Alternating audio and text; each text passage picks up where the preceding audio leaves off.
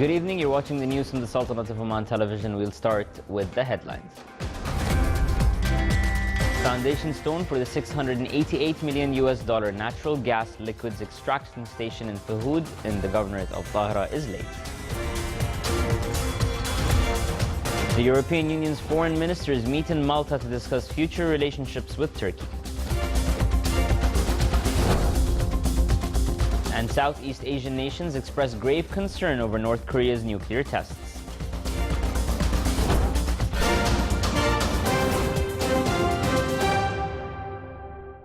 Those are the headlines, and now for the news in details. A traffic accident involving a bus and a truck happened this morning 45 kilometers south of the wilaya of Hema, resulting in 2 deaths, wounding 40. 9 out of them seriously, and 26 people escaped with light injuries. Most of the passengers were of Asian nationalities, as well as 2 Arabs. The civil defense personnel carried out their role in addition to the Royal Oman Police's aviation, which transferred the injured from the accident site to the hospital.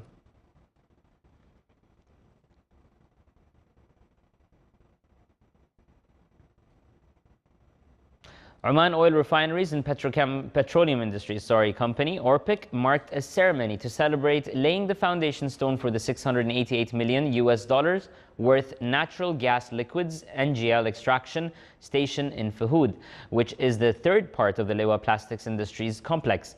The celebration was held under the auspices of His Excellency Sultan bin Salam al-Habsi, Secretary General of the Supreme Council for Planning and Chairman of ORPIC, in the presence of His Excellency Sheikh Saif bin Hamir al-Malik al-Shahi, Governor of Al-Dhahra.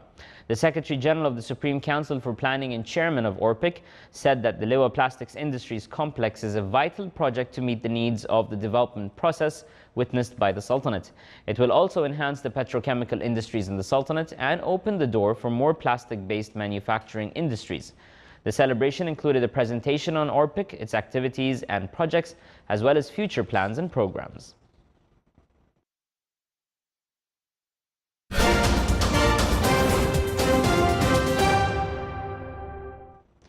Turkey's president said a fresh page in Turkish-American relations can be opened with U.S. President Donald Trump's administration, as high-level dialogue has intensified since January. Speaking in Istanbul today, Recep Tayyip Erdogan said he sees signs that Mr. Trump will exhibit a more decisive stance than the previous administration in terms of combating terror.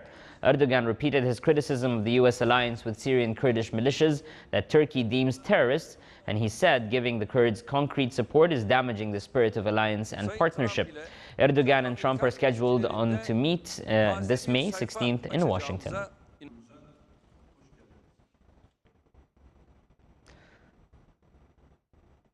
The European Union EU foreign ministers met in Malta today to discuss future relationships with Turkey and to try to defuse a crisis that has pushed the European bloc towards a formal halt to Turkey's ambitions to join the bloc. The EU ministers are set to meet with Turkish Foreign Minister Mevlut Cavusoglu later in the day. Erdogan's referendum victory that granted him greater powers, his crackdown on perceived opponents, and comments comparing some EU governments to Nazis have alienated many in the bloc. Erdogan supporters said the president is cementing his powers to strengthen the country after a failed coup last July. Turkey's membership talks, launched in 2005, have been de facto frozen by political obstacles over Cyprus and resistance in some EU states to let in the majority Muslim country of 80 million people, even before the most recent events.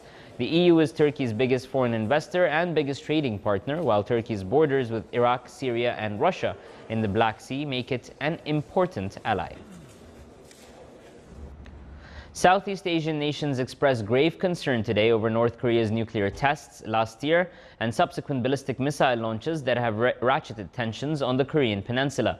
Foreign ministers of the Association of Southeast Asian Nations, or ASEAN, issued their statement today on the eve of the leaders' annual summit in Manila, saying the instability on the Korean peninsula seriously impacts the region and beyond. The statement was read out at a news briefing by Robespierre Bolivar, acting spokesperson for the Philippines Department of Foreign Affairs, the day before the association's annual summit begins in Manila. The 10-nation regional bloc also urged North Korea and all parties concerned to exercise self-restraint in order to de-escalate the tension and refrain from actions that may aggravate the situation.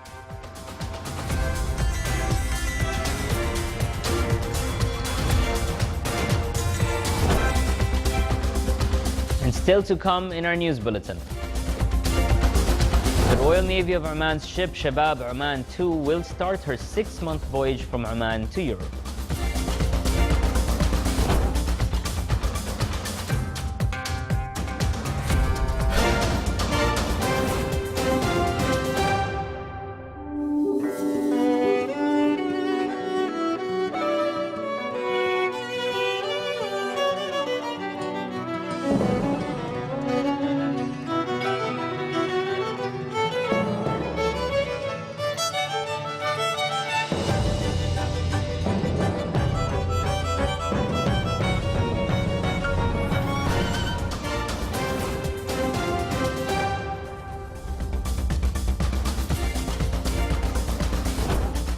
Welcome back to the news from the Sultanate of Oman television.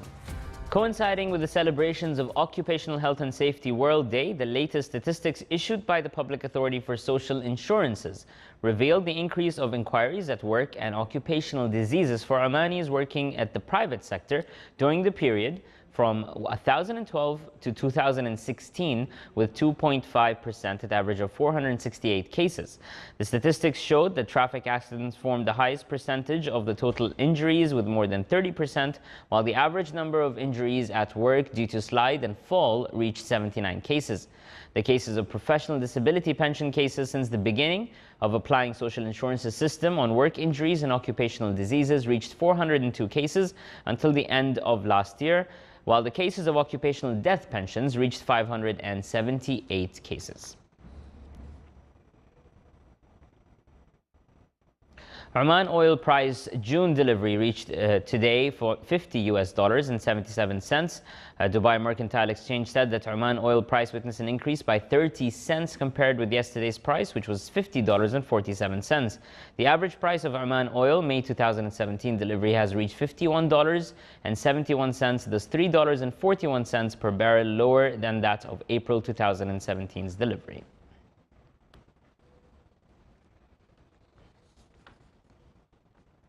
Projects of Omani Customs and Religious Jobs is a project implemented by the Ministry of Endowment and Religious Affairs to instill religious norms within the Omani society in line with the systems and regulations enforced in religious activities in the Sultanate.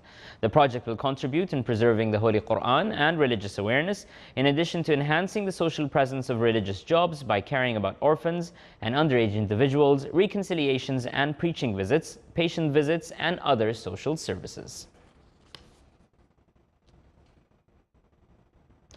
The Royal Navy of Oman's ship Shabab Oman 2 will start her 6-month voyage from Oman to Europe on the 30th of April, during which it will take part in the rally ships race to be held in the Baltic Sea. More details in the following report by Abdullah bin Ahmed al-Rubai. The Royal Navy of Oman vessel Shabab 2 have completed preparations for entering into the third international voyage to Europe, due to start its journey on 30th of April 2017, retracing the same path of the old Shabab, which visited more than 150 ports and won the Friendship Trophy 10 times. Commanding Officer Ali bin Mohammed al-Hosni commented and said, Shabab Oman the second completed her preparation for her third international voyage to Europe. The trip extends for 6 months. The ship will be departing Said bin Sultan Naval Base on the 30th of April and coming back, inshallah, on the 23rd of October 2017. Shabab Oman 2, which is considered to be the ambassador of friendship, love and peace to the people of the world, consists of 90 people in the journey, 54 crew members, 36 trainees, out of which 12 are female and 24 male. During the voyage, the ship will visit 14 countries. During the voyage, the ship will visit 14 different countries in 17 ports. And the main events for this year participation, first of all, we start with Sail Den Helder in Holland on the 22nd of June. After that, we leave the festival heading to Halmstad in Sweden and taking part in the tall ships races, which extends until the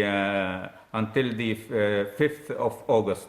After that, we leave the Baltic Sea and we head for the last festival this year in Le Havre in France. During its tour, Shabab Oman too will work towards promoting spirit of adventure and competition with the friends of the world, as well as presenting the Sultanate's friendly relationship with the countries of the world and showcase Oman's glorious seafaring past and bright present, at the same time promoting the Sultanate's tourism and culture. Abdullah bin Ahmed al-Rubai, Muscat. Disabled Children's Association in the Wilaya of Saham, the Governorate of North Batna, held a ceremony to mark the Arab Deaf Week under the auspices of Her Highness Sayyidah Hajija bin Jafar Al Saeed, chairperson of the association. The week aimed to acquaint the deaf to the society as well as means of educating them. The ceremony came to strengthen the rights of the people with hearing impairment in work and in society, and it came to raise awareness among the society members on how to deal with the deaf and help them to bring out their skills and talents. During the ceremony, it was disclosed the services rendered to the deaf by the Disabled Children's Association to help them better assimilate into the society.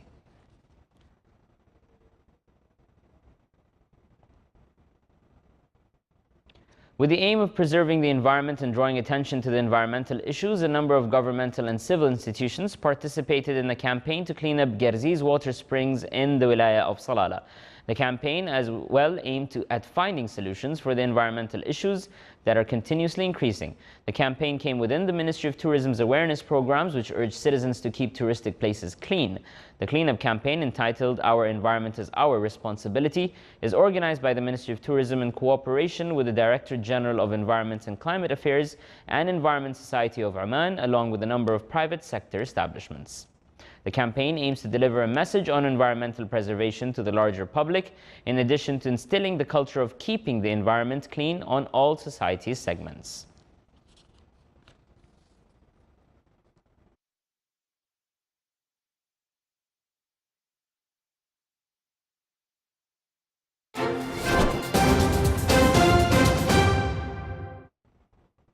And now for the general weather forecast around the Sultanate. Clear skies will prevail over the Sultanate with chances of cloud accumulation on the Hajar Mountains. Low clouds and fog expected over the governorates of South Sharqiya and Wusta.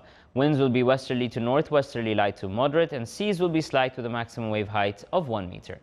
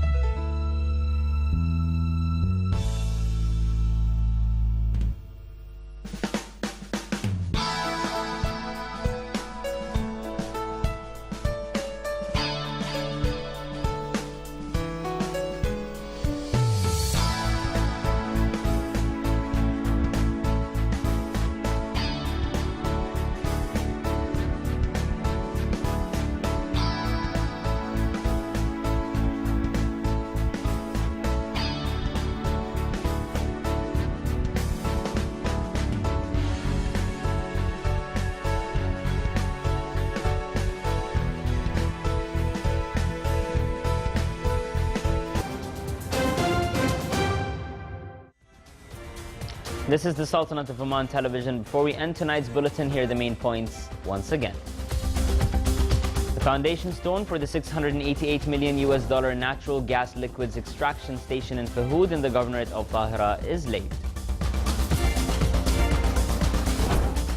The European Union's foreign ministers meet in Malta to discuss future relations with Turkey. And Southeast Asian nations express grave concern over North Korea's nuclear tests.